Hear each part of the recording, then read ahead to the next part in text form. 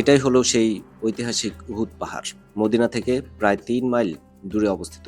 নবীজি সাল্লাল্লাহু আলাইহি ওয়াসাল্লাম কোনো অভিযান শেষ করে ফিরে আসার সময় উহুদের পাহাড় দেখে বলতেন, এই পাহাড়টা আমাদের ভালোবাসে, আমরাও তাকে ভালোবাসি। এই পাহাড় শুধু এক টুকরো পাথর নয়, এটা ইসলামের ইতিহাসে এক বেদনাময় সাক্ষী।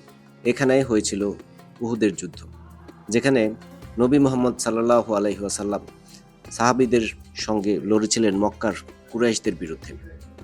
যুদ্ধের প্রথম দিকে মুসলমানরা জয় পাচ্ছিল, কিন্তু কিছু সাহাবী গনিমতের আশায় নবী সাল্লাল্লাহু আলাইহি সাল্লামের আদেশ ভুলে স্থান ছেড়ে দিয়েছিলেন। সেই ভুলেই শত্রুরা পিছন দিক থেকে আক্রমণ করে বসে।